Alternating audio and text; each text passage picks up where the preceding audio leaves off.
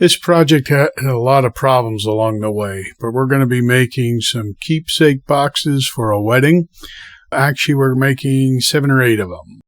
In SketchUp, I came up with a quick design, which I should have spent a little more time on because that was our first issue. But right now, that's future Mark's problem. The bottom was to have 2 compartments, and the lid would have room for a card to be put into it. For the wood selection for this project, I went with hickory. It is the first time I've ever worked with hickory, and that will be another problem. But at this point, I don't know that it's a problem yet. So first off, I started breaking down my boards into more manageable pieces, rough cutting them to a little longer than the sizes I will need. Then to my Wen thickness planer, where I quickly learned to take very light passes, otherwise it would have a lot of tear out. Now on the table saw to square off the edges and get to the width I need. And another problem with hickory, even with the riving knife in, it still would bind up from time to time. But we eventually got past this step. Now with my dado stack in, and yes, the DeWalt job site saw does take a dado stack. I'll put a link in the description if you're interested. Using a piece of an old pallet, I made a sacrificial fence. I'll be putting in rabbits on some of these pieces. Some will get rabbits on 2 sides, others just on 1. Even though these pieces are now at the correct width, I don't have them at the right length yet. I actually have multiple pieces still as one piece, if that makes sense. Once all the pieces are cut to what I believe to be is the correct length, keyword there, believe to be, I then need to put a groove in for the bottom piece to have the divider put in. Taking off just a little bit at a time till I get to the correct width so that the groove and the divider will be nice, tight fit. We're going to skip past the sanding part for 2 main reasons. 1, it's just sanding, and 2, I didn't remember to record any of it. So we're gluing together the bottom part here, and if you remember what that looked like, it has 2 compartments to it, and you'll notice I'm not putting the short sides on. That's significant.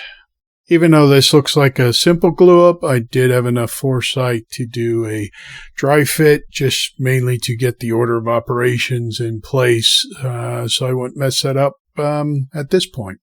Now it's time to mix up a bunch of 5-minute epoxy. Like a lot of 5-minute epoxy. And I also put a little silver flakes in it to give it some color. Where am I going to be using this? Well, those sides that I believe to cut to the right length that I didn't include in my glue up, yeah, they're all too short. So I just glued them in later, centering them on the side, and filled up the gaps with some epoxy. After resolving that last issue, I gave everything a final sanding, and now time to start drilling some pilot holes for the hardware.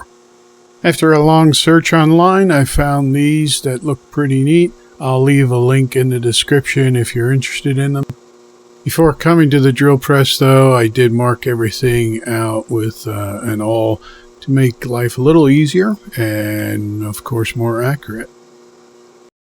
Normally at this stage of a project, I'll use a natural food-safe finish, but items like jewelry boxes and furniture, I'll go with the more traditional stain and clear coats.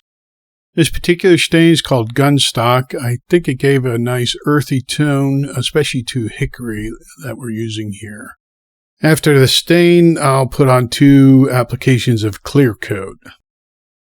I'll use my wife's favorite bath towel as a cushion to prevent the finished boxes from being scratched and start putting on the hinges and latches. And although it may look like we're coming to the end of this project, the problems didn't stop. One of the screws snapped off and I couldn't get it out. This project, although it probably should have been easy, had lots of problems from start to finish. But we made it. This is going poorly for me. I love it! Of course I will! This is so cute! Thank you for asking me! Thanks for saying yes. Oh, that'd be crazy if I said no. I was like, what if you said no? I'm like,